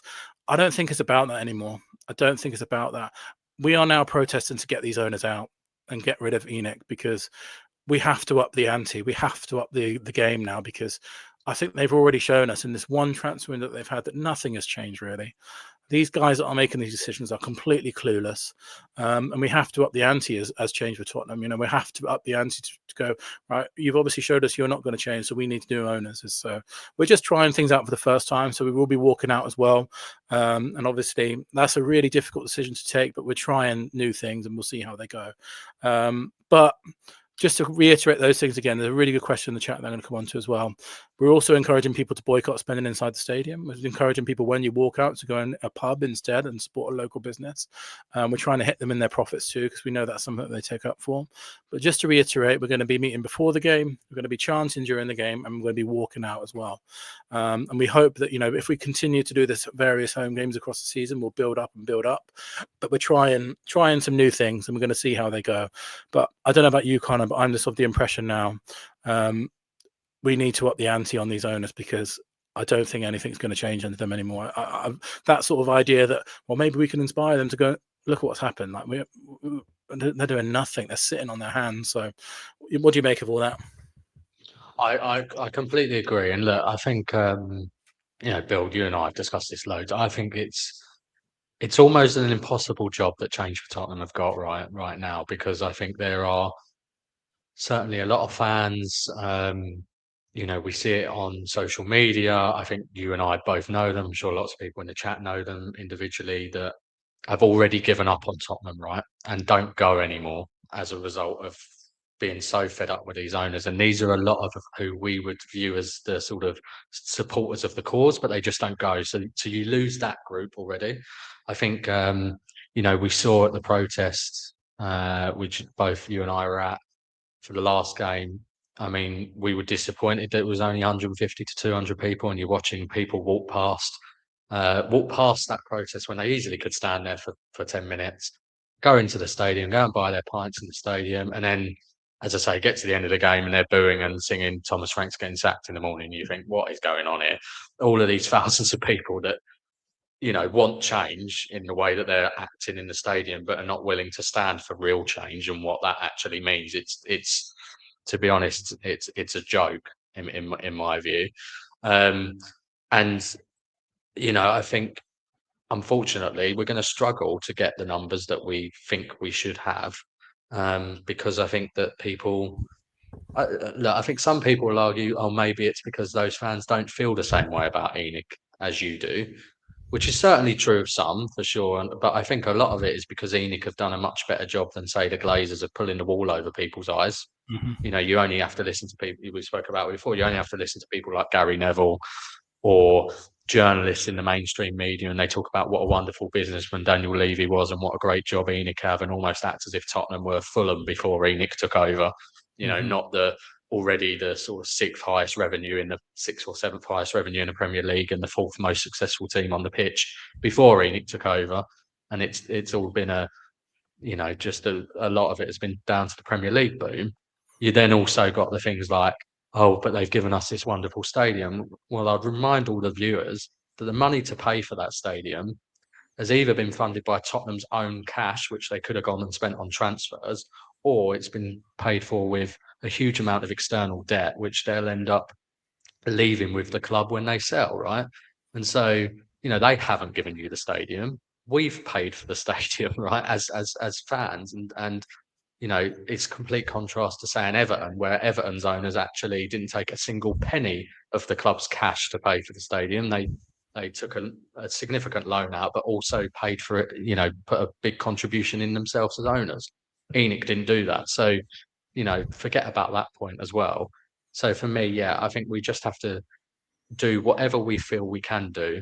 And I think you can look yourself in the mirror if you're critical of ENIC, knowing that you've at least tried. And that's all you can ever do in life, I think. And I'd implore all of the viewers to support Change for Tottenham in any way that they can. So if they can't get to the game, they can't get to the protest, please continue to support us on social media and everything else. Yeah, and this is going to be the first of a continued persistent action against the owners, because we're looking at other home games that are coming up and things like that. And I completely understand that the walkout is something new that we're trying. I'm not anticipating thousands to walk out, because, being honest, we're just not at that stage yet. But hopefully, if we do it consistently, and plan it properly, and we can build it up. It might just be 3 of us walking out on Sunday, and then you build it up, and that's what we're hoping for. But I think, as a fan base, I think we have a responsibility at the moment to up the ante against these owners, because they're certainly just taking the piss in everything they do. Almost, the incompetence that we're seeing is completely unacceptable on every single level. And when we go to these home games and when we go to these away games and people are chanting against Thomas Frank, which I understand, I want Thomas Frank gone, but we're giving these guys a free pass at the moment. We're giving these owners a free pass, and we're almost sitting at these home games, and they must be sort of going, how we're getting away with this? Like there's nothing directed at us. And I think under Daniel Levy, we saw it so often. He thinks, right, well, if I change the manager now, that'll buy me a bit of time. That'll buy me another season. And now we've seen this for 25 years. As a fan base, I think we do have to up the ante if anything is ever going to change. So please, support us in that. And this is a really good question as well. How come no mention of wearing yellow? That is something which we just continually do all the time now. So that goes without saying. So if people want to bring flags and scarves and wear yellow, that's a great way of standing out. It's something that we will always be doing. So please, that goes at every single game that we attend. If you could wear yellow, if you could bring a yellow scarf, if you could bring a yellow flag, a change the Tottenham flag, great. That's a really good way of doing it. And I think we will wrap up, Connor, but I just want to go to this question here just to get what your thoughts are on this. And we probably will touch on it in a bit more detail later on. But do you think that Spurs' value has dropped significantly because of our poor form? And if it could lead to ENIC's hand to force them to sell before we potentially lose more value? Because right now, I know we're a Champions League team, but I don't think anyone would be confidently predicting that we're going to be in Europe next season. That is becoming a sort of further and further away a likelihood. Do you think there's any truth in this? What we want this idea? I think let's put aside relegation for a second, because that would have a catastrophic effect on Tottenham. I mean, we are going to look at that soon, aren't we? We're going to do a little bit. Yeah, we're going to do a show on that at some point. What the impact? How is that even a show that we're having to consider doing? But yeah, we will do a show on what the financial impact would be of relegation and what relegation might mean for us. But right now, I think it's fair to say, Tottenham's model is fairly resilient. We saw that in this. I mean, not in the 24-25, but the year before. I mean, we made £528 million of revenue in a year that we only played 41 games, right?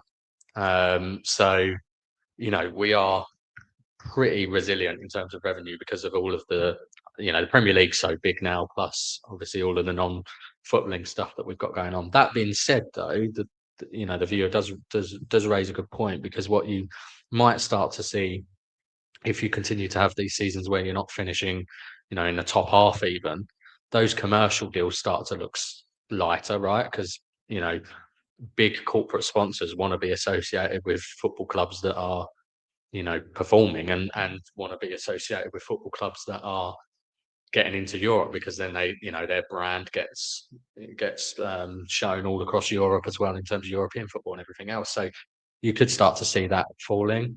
I don't think, to be honest, my personal view is I'm not sure there's anything that's going to force ENIC to sell in terms of because the counter argument they could potentially run is, or let's see if things do get better and we'll see if we can get some more value at some point, right? And part of the reason why I thought the Lewis kids wanted to go at it, although I think they're realising that it's harder than they perhaps envisaged, was because I think they probably thought, we don't want Daniel Levy around anymore. We'll take the full reins, and if we can get the revenue up a bit more, we'll be able to realise even more for it when we sell. So yeah, I don't think this is going to rush them. The one thing that may change their sort of timing might be, God, this is a bit harder than we realised, and to get this football club back to where it needs to be, we're going to have to invest huge sums of money, well in excess of the 100 million they've already invested. And I was thinking about this, and then someone questioned it, so I will ask. And I think it's been mentioned in one of the group chats, and I've definitely seen it around on Twitter. What do you make of this idea of asset stripping? So I've seen this question a few times today, in particular, about are we stripping assets at this stage? And this kind of stuff, by the way, we'll touch on it lightly now, but I'm sure there's more content we can do on it, because it's really hard to just talk about it in a couple of minutes. I appreciate that. And all of these deals look so stupid, so. What do people mean by asset stripping, and how does that sort of work in terms of shaping up to, in terms of the owners potentially selling or something like that? Yeah, I mean, you sometimes see this in like private equity deals in sort of typical businesses, whereby basically they are trying to get the cost base down as low as possible, so that when the new owners come in, they've got like a foundation to work from to be able to invest in a significant way. And almost maximise the return as well on the initial bit. I don't know whether it's this, to be honest. I think it's more just complete incompetence. And actually, if you look over the history of ENIC, we've spoken about it before when we did the finance show. The model's always been the model with ENIC. Their model is to try and keep wages as low as possible, invest as little as possible, try and maximise return. And so, the average wage to revenue ratio over the whole of ENIC's tenure has been 47%. So they're in that sort of ballpark now, right? It was 42 in the 23-24 accounts. It's now 44 in the latest. So that's no different really to how they've always acted. On the second part of this question, where's the £100 million injection? Yeah, I see that's doing around on Twitter at the moment, hasn't it? Yeah.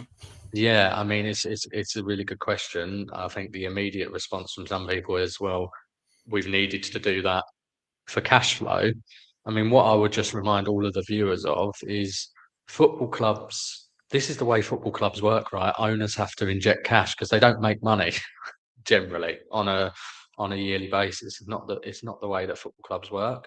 It's, if you look, I think Fulham's owners have had to put in something like 700-800 million pounds over the last 10 years, right? And of their own cash, God forbid, ENIC are nowhere near that, right? So if they've had to inject some money, that's just standard procedure. Kroenkes have put in 300 million since Arteta's been there, right, of their own cash. So when people go, we had to put 100 million in to keep the lights on, well, that's not quite true. We had the highest cash balance at the end of the last accounts. And don't forget, we also took the loan facility out to borrow against the future revenues as well on top of that. So there is absolutely zero excuse for this club not to be spending significant money, upping the wages significantly, and acting completely differently to the way they are in the transfer window. And I won't go into details because I can't, but I had a meeting once with someone very prominent at Tottenham, one of the big players, shall we say, on the board.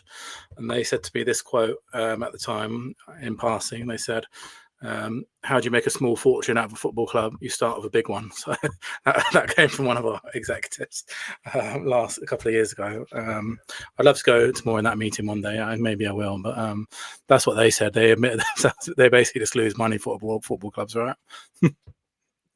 It's an absolute joke. It's a joke. And thank you so much, guys, in the chat for getting involved with us. I see this question here. I know that a friend of the show, Sean Butler, has been in the DMs of this guy trying to get him to come and save us, the Brooklyn DJ. Hopefully, someone will come and save us one day. Yeah, unfortunately, I don't think it will be that guy or how serious he ever was, to be honest, I have to say. But look, I've always, my suggestion has always been, if they put this club genuinely up for sale and they put it up for sale at a reasonable price, they would sell it tomorrow.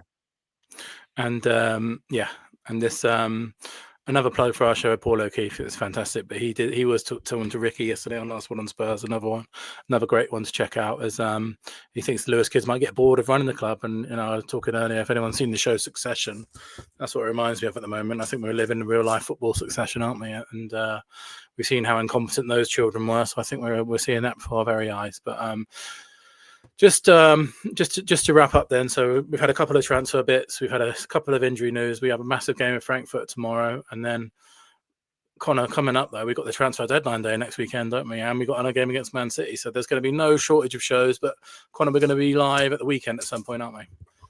Yeah, we are just finalising exactly when, because obviously with the game protests, etc. So we will we'll put that out on the Twitter account for anyone that's following that. But yeah, huge thanks for all of the involvement in the chat. Please do drop us a like and a subscribe if you haven't. Massive thanks to Seb as well. I thought that was really insightful. We will definitely have him back on really soon, because there's a lot we can get into about German football, I think, which would be really interesting. Sure. One last thing, Bill, just before we wrap up. Score prediction? 2-0 Tottenham. What about you? I'm going to go 1-0 Tottenham. I'm going to be optimistic, but after speaking to Seb, I'm a little bit more optimistic now. So yeah, let us know in the chat quickly as well. Score predictions. We'll see if everyone has being as positive as us. 2-1.